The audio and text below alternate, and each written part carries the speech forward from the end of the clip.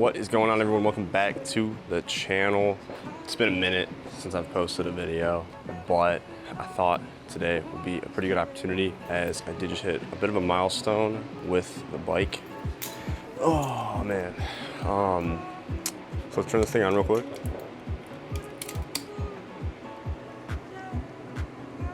As you can see, we're right at about 2,000 miles. I bought this thing brand new, so I just want to give my thoughts and opinions on my ownership experience. I know this is a very popular bike and a lot of people are thinking about getting it.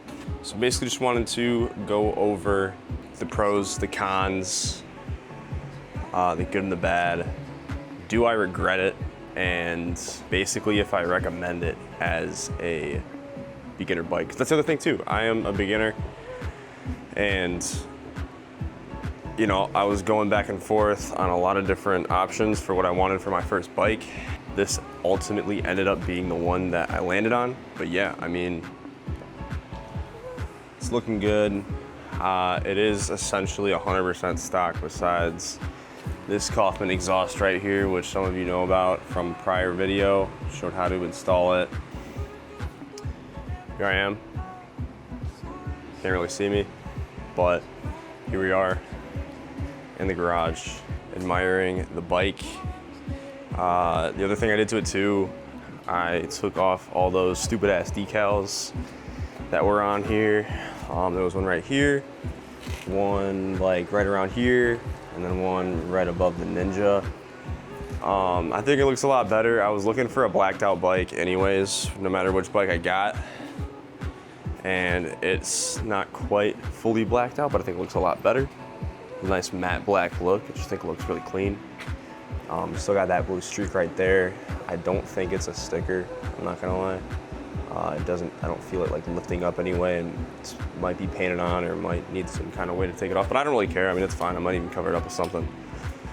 I did drop it, by the way, so my Ninja sticker's a little bit messed up. It's a little scratch where basically that bug is right there. And then the other thing was just the exhaust.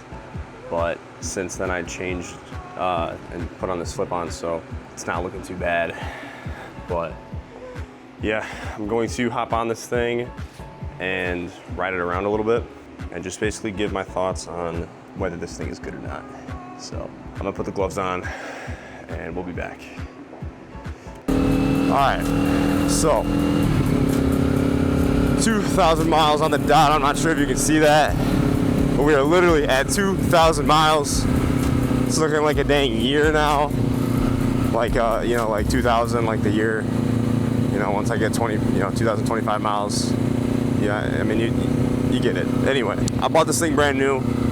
So I am the one that put literally every single mile on this. Besides, like, I let a coworker ride it up and down the street. Some real minor stuff. I mean, literally, like, so just less than 10 miles or maybe someone else. Besides that, and I'm sure we'll go 10 miles or something like that on this ride, but besides that, I am the one that essentially put every mile on this bike, and so far it's been great. I will not lie. Where do I want to start? So let me start from my perspective. I am a beginner to motorcycles. Not a beginner to being on two wheels in traffic. I had a moped when I was in high school. I know I've mentioned this many times, but just in case you're not familiar with the channel, as it is a smaller channel. Basically, I had a 50cc Honda Metropolitan, and it was I'm not gonna say very different, but it was definitely not as much power as this, and obviously not manual. You know, this is definitely a bit of a different experience. Anyways, though, I had a blast on the moped, wanted to upgrade to a motorcycle, and I was originally looking at Honda Rebels. I want to stay loyal to Hondas, and I thought, you know, they look really cool. But I know myself, I definitely like to go faster than the average driver. You know, nothing too stupid or crazy, but I just, you know, I like to have a vehicle that's confident on the road and that I know can get me out of sticky situations when I need it to. So after looking at the Honda Rebel for a long time,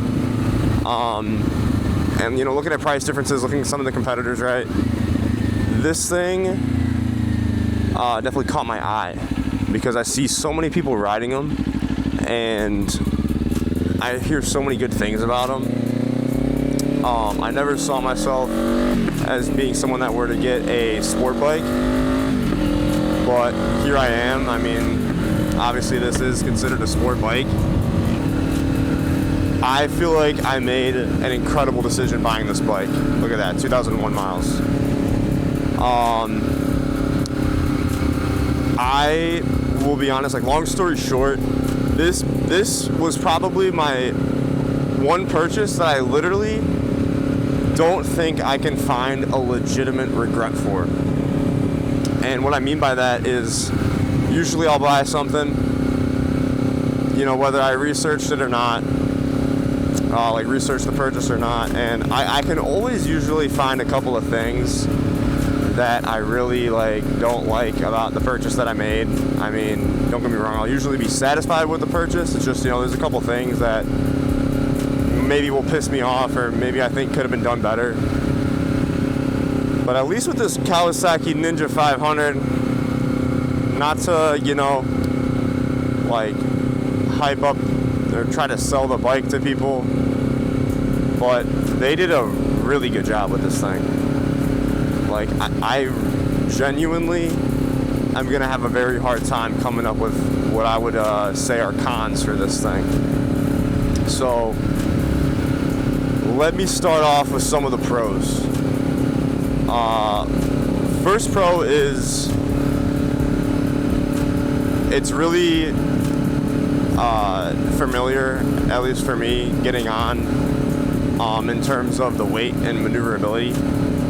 So I've rode a Harley Davidson Sportster 883, and that was a pretty heavy bike. It wasn't bad, but it was still pretty heavy. You know, when you're turning, it doesn't feel as nimble and effortless as this. Like, I think it's just something you would really have to get used to. Versus this, after being on a little moped, it was very similar and very easy to make those types of turns. I didn't have any problems whatsoever. Like, I felt pretty at home being on this thing, considering this bike is only 380 pounds.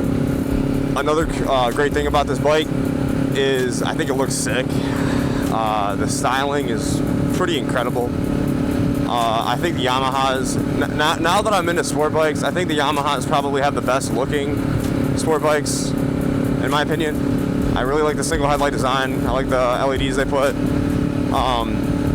These are so cool. These are pretty aggressive looking and all that stuff. I'm not, you know, a huge fan of the whole double headlight design. But besides that, it's a great looking bike. Like, I think I look sick on it. I think when I see other people ride it, like, they look cool. Maybe the only aesthetic thing that I don't love about it is the tire is kind of skinny on the back, but that's just because it doesn't need a bigger tire. It just truly doesn't need it. I mean, like, it's going to handle better with the tire that it has on there.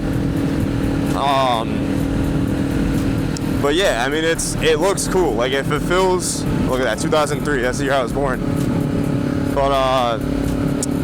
But yeah, I mean, if it feels that whole motorcycle kind of vibe, you know, obviously buying a motorcycle, it's pretty fun, but they're also pretty cool. So that's one thing I'll say as well. Now, another thing that I want to say is the price. The price of this thing was also very intriguing. When I went to the dealership, there were a couple different options. They didn't have any brand new Honda Rebel 500s, but they did have some 1100s, and yes, I was considering getting an 1100 Rebel for my first bike. Whether that's a good idea or not, whether that would have been a good idea or not, I don't know. But I'm just very happy that I landed on this. It was kind of a last minute decision too. I was really sold on the Rebels, and I watched a whole bunch of videos on this like a week before I went to go and pull the trigger, and I just decided this would probably be a better option for me personally, and I think I made the right choice, truly. The price that I got this thing for at the dealership was $5,800. It was like 58 and some change. So a little under $6,000. Obviously there's some fees on there, about $1,000, I'm not gonna lie. And the other thing too, you know, I'll be honest, I'll be vulnerable. I did finance this bike. I am paying it off, but I have pretty good credit, and I don't plan to just make the minimum payment. I mean, I've basically been making double payments on this thing to pay it off quicker and avoid that interest. I'm not going to say the interest rate I did get, but it is in the single digits. And obviously, as you guys know, today in 2025, interest rates aren't in the best spot. But really, my philosophy was I didn't want to take a huge chunk out of my bank account all at once, but I still wanted to take advantage of the full summer to ride this thing and get good, and actually, like I said, right, practice and get good. So would I ever finance a bike again? Probably not. But I was just very eager to get on the road and get riding. So I don't really regret it, and it's not like a crazy amount. Like, I think it'd be one thing if I was, you know, paying interest on some like bike that's over 10 grand, but I mean, I'm gonna be paying this thing off very, very quick, so I'm not too stressed about it. You know, money comes and goes. You don't want to be stressing about it too much. But besides all that, what I will say is, like, for a bike, it's just not a bad price. Like, it's very affordable, and it's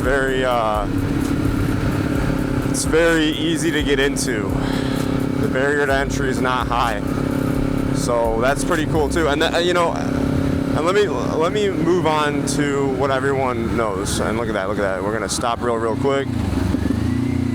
See, it's not bad. It's not even bad to like do things like that. Like, obviously I was going a little bit fast, but red light comes up, just start you know, downshifting, using that engine braking. You got 2 brakes. Very easy to ride. But like I was saying, let me go to the topic everyone wants to know, at least what I would assume everyone wants to know, is the power and the CCs. Are the power and the CCs enough to satisfy my desires? And the simple answer to that is yes. And, you know, obviously some people could argue that this is not enough power for a beginner, which I think is stupid, I won't lie. I think the only reason I've ever even thought about, oh dang, I wish I got a 650 or something with higher CCs, is just so I could say like my bike has higher CCs than 450. Like that, I'm not even kidding, is the only reason that I even will sometimes think about, oh dang, I should have gotten like the 650 Kawasaki or a CBR 600. I truly think that this is, like, when I'm riding this, if this same exact bike had a 600 sticker on it, like, and Kawasaki just lied to everyone and said that this had a 600cc engine, and I had never ever rode on a bike like that, like a bike with a 600cc, and I hopped on this, I'd be like, oh dude, this thing's sick. Like 600 cc's, like this is great, this is fast, this is all I need, at least as of now, as a beginner. Like literally, I think the only reason that I'd even want a 600cc is just for bragging rights, and it's just stupid, you know, like, and I really don't want to be someone that gets lost in that, like, dick measuring contest of how many cc's your bike has, because at the end of the day, you know, we ride these motorcycles just to have fun. And does that check the box? Does this bike check that fun box for me? Absolutely. Absolutely. I think it honestly exceeded my expectations. It definitely has enough power, to say the least, I think. So, yeah. If I were to answer the question of does it have enough power, does it satisfy the fun as a beginner? Absolutely. And obviously I made that video going on the freeway. I think it does the freeway absolutely fine. Like when I'm getting to work, I can pass cars completely fine. I don't really need to be going much faster than 100 miles per hour anyways. So this bike just serves me very, very well. Like I said, I'm just so happy with the purchase that I made. And I'm just glad I didn't spend too much. And you know, that's another benefit to this thing too.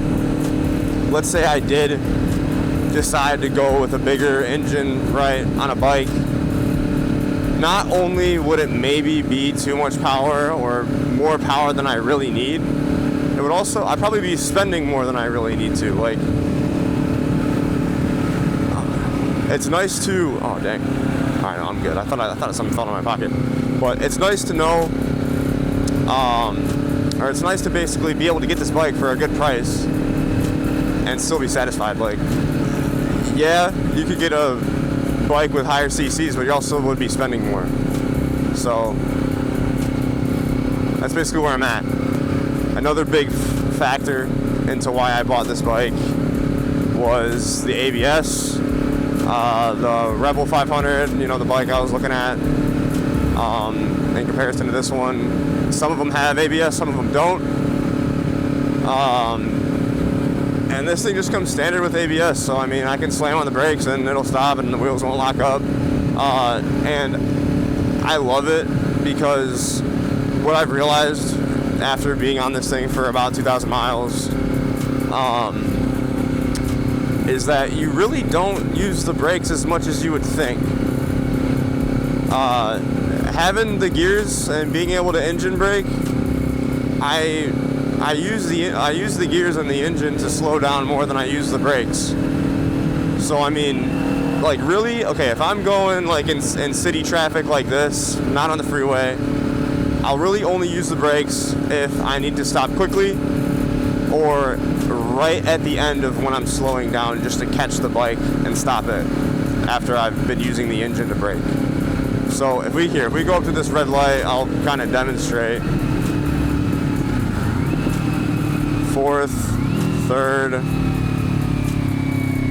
I'm still not touching the brake. Alright, well, we got a green light, but it literally, like, I'll literally only use the brake, and usually just the front brake, to catch the bike after I've used all the gears to slow down. So it's not like I'm really slamming on the brakes. Now, don't get me wrong, obviously, if you have like an emergency stop situation, it's nice to know that I don't have to really tweak about like how I'm applying my brakes to ensure that I don't make it a single vehicle accident. I just, you know, as a beginner, obviously there's this huge debate on if beginners should get a bike with or without ABS or with or without safety features. And, you know, I think I made the right decision just getting the ABS. I mean, I could get deep into that, but if that's something that you're concerned with, just don't even worry about it. Just go get some ABS, man. Just be safe. And that also brings me to another idea. This thing, I think, has a perfect level of technology to having, like, not technology. And I know I said that kind of weird, but if we take like a BMW motorcycle, for example, it's gonna have a whole bunch of crazy creature comfort, like, technology interfering with the way the machine works. You know, you'll have like hill descent or like crazy ABS or traction control and electronic throttle. Oh my god, these bugs, man, I'm getting pelted with them. But anyway, this has a wire throttle, which was a big concern of mine. That's one reason that I didn't really love the 1100 Rebel, is because it has all those drive modes and a electronic throttle. So basically what that means, if you are unaware, is the throttle, which is, you know, what you use to make the thing, or make the throttle body open up, you know, put more air in the engine to make you go faster, or the gas, it's electric, like modern cars. So it's not like the variable will change on how much you're twisting the throttle versus how much power the engine's going to make, because they have different drive modes, like rain mode or sport mode or normal mode, whatever. Versus this, it's just the old classic wire, cable, you know, like a mechanical cable. So as I twist the throttle body opens up, and basically, you know, it's just the classic way that it works, the classic way that it should work, which I like, because it just makes things more consistent and less of a headache, you know. But here we are, oh my goodness, here we are in a parking lot. And the nice thing is I can do some real low speed maneuvers, not even put my foot down, because this thing is just so dang light. It's just not an issue to turn this thing. I have a harder time with left turns than right turns for some reason. I don't know if it's because I'm right hand dominant, but it's just really nice. I'm sure I could be, you know, doing some real crazy, even slower stuff. Maybe 10 miles per hour is too fast for some people, but, you know, I don't really care if I have to put a foot down here and there. I did learn a trick too where you can find the friction zone of the clutch. You can go real slow. If you put your foot on the back brake and just stay in that friction zone, you can go real slow without putting your foot down. But anyway, we're gonna head back.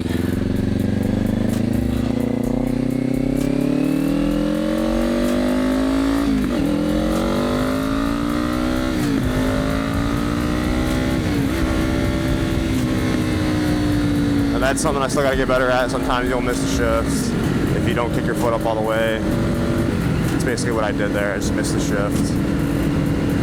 I kicked the throttle lever, but just not enough, so it stayed in third. And I acted like I already shifted, so I jolted myself forward. Not ideal, but that's all right. Anyways, okay, let's go to the cons. What do I not like about this bike? There's not a lot, but first one that screams out to me was the exhaust and how it sounded. And obviously I made a video about that, not sure if anybody saw it that is watching this, but mainly when I bought this bike and I was riding it home, by the way, yesterday was 4th of July, so there might be some fireworks, which is kind of cool. When I bought this bike and I started riding it, I was very disappointed with the way it sounded.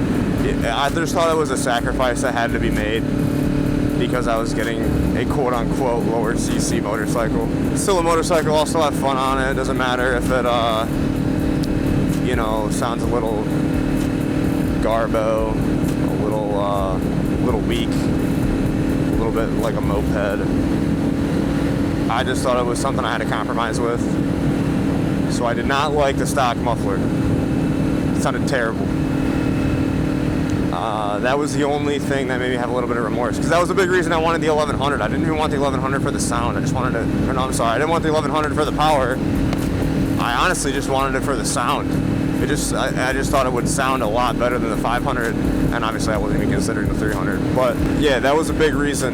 And yeah, so, and I don't even know if this counts as a con, because you could just buy a slip-on exhaust with no tune, and you can just literally take off the muffler and put on a slip-on exhaust, and now I think this thing sounds great. Like, I really think it sounds pretty dang good. It sounds good enough for me. Like, to me, it sounds like an actual motorcycle now that I put the slip-on exhaust. And as some of you may know, I have the Kaufman slip-on exhaust. I think it looks great. I did kind of like the look of the stock exhaust. Like, it kind of just matched the bike a little bit better. But I still like the way that the Kaufman looks. I still think it looks clean. I don't like those like Leo Vince exhausts. I don't like, I mean, I think I like it maybe a little bit better if they didn't put the Italian flag on it. Not that I hate it like on the Italians or anything like that. I just don't like the idea of putting like an Italian flag on a Japanese bike. It just kind of like, I don't know why. I don't think it makes sense. But I also just don't really like the shape of it. It looks kind of like a can. Versus mine, it actually looks like a real like exhaust tip, the Kaufman's. But yeah, I mean, I'm still gonna count it as a con because not everyone's gonna change their muffler. I don't think it sounds great from the factory. Another con, and I know I'll be kind of contradicting myself when I say this, but this bike is fast and it's extremely fun. Like, I think it's fast and I think it's very fun to go through the gears the way that it is. But what I have noticed is when I really rev it out, sometimes, maybe it's because I'm missing the shift, and I've tried to do some research on this. I haven't looked too deep, but I think there's a safety mechanism in this where it'll just automatically go into neutral if you miss the shift after you redline, and it kind of just like freaks me out. Like, like I'll be going and then I'll miss the shift and it'll like shoot itself into neutral while I'm like going, and then I'll try to kick it back into gear and it'll start like grinding the gears, and then it'll finally like kind of go back to normal. And I don't know if that's just a problem with, it's probably, I mean, okay, I'm not gonna lie, it's probably user error, but to me it almost seems like if I had a bike with a little bit more torque down low, it'd be kind of nice, because I don't know, the way I ride, like I really don't redline this thing too much. Like I've just, I don't know, maybe it's because I'm used to driving cars, and cars just rev so much lower, so to me it just feels like it's, like I'll be up into like 8,000 RPM and I still have a good 2,000-3,000 RPM to go before it redlines, but to me, like my mind is like, yo, this thing's redlining, So I ride pretty low on the shifts, and I just got to get used to shifting higher in the RPMs, but yeah, but going back to the power, I found a group of other bikers, and you know, it's kind of fun to ride with them and stuff like that. But they had like bigger bikes for sure. You know, I saw the wide tires on the back. I was like, okay, these guys have like minimum 700 cc bikes, and that's no problem. I was riding with them. Obviously, we weren't going too crazy, but we were definitely, you know, we were having some fun. And I did notice that I definitely had to make my bike work a little harder to keep up. We weren't on the freeway. I'm sure if we were on the freeway, I would have noticed it a lot more. But I don't even know if I should really paint it as a con, because at the end of the day, if we're being realistic, I mean, this bike just isn't really made for that. To me, this bike is like the... To me, this bike is kind of like a... Not necessarily a Mazda Miata. Like, if I were to compare this to the car world, I think a Mazda Miata, like to me, like a Honda Ninja, or not, what am I saying? Kawasaki Ninja, like 250 or 300 would be more like a Miata comparison. But this is kind of like a Nissan Z. Yeah, I feel like a Nissan Z is a good comparison. Where like, it's pretty dang fast. Like it's fast enough where it's very fun, and you can pretty much beat most of the other traffic. Like you're faster than majority of other things on the road, and you really just ride it because like you get that kind of sports car. You know, when I'm comparing the Z to other cars, the Z is kind of like that like entry level sports car that you can kind of mod. It's not too expensive. You can like throw it around. It's going to be pretty reliable. This thing's kind of the same way, like for the bike world. Like, it's a sport bike. It gives you that sport bike experience, and it's like, it's fun, and you can chuck it around corners, and it's going to be pretty reliable, and it's pretty easy to work on. It's pretty simplistic. Like, it's not, this thing's not trying to be like ultimate speed racer, crazy hyper, like a dang H2 or something like that, you know. Like, it's not, that's just not what it's for, you know. This thing is, I think, a deeper step in the water than just getting your feet wet. The Grom, okay, like a Honda Grom or a Ninja 300. Like a Grom's kind of like stepping into like the 2 feet, 3 feet deep. A Grom, or I'm sorry, and then a 300, like a Ninja 300, that's like, okay, you're approaching more like 4, maybe 5 feet. This, I think it's to the point where you're swimming. I think it's to the point where, you know, you might not be able to touch the bottom quite. You know, if you fall a little bit under, you're touching the ground. But you can maybe, you know, jump yourself back up to the surface. Like this, I think you're approaching that kind of 7 to 8 feet deep. Maybe even a little more, like 9 feet deep. I think it's like, a lot of people call it like a girl's bike, or like, okay, I'm not gonna lie. I was riding this thing, and I got called a bitch, and And I was just wondering, like, how can you get so like that? How can you get offended by someone that doesn't even know of your existence? Like, I didn't even talk to this guy, but it had me thinking, like, dude, he was in like a Honda like crossover SUV. It's like, that's like me being like, oh, dude, pussy, like, go get a Dodge Charger. Like, why don't you have a Hellcat, bro? Like, first off, dude, like I said before, not everyone can just afford like a $10,000-$12,000 bike. And I mean, dude, this thing is still like a motorcycle. This thing is still a full-on motorcycle, you know. It's not all rainbows and sunshines on this thing. I do truly think it's kind of, you know, if we were to compare it to a pool, it's kind of that like 8, maybe 9 feet deep. You still got to swim. You still kind of got to learn how to swim and learn the skills, you know, be careful. But, you know, you're not quite in that like 700, like if we were to compare like a 700cc, and you know, I don't want to talk too much because I haven't even read anything like that. But to me, that seems more like you get to the point where you're swimming in an ocean. When it, you know, I think when it gets to those like 1,000 cc's, like that to me is probably comparable to like swimming in an ocean. Like, you really got to know what you're doing.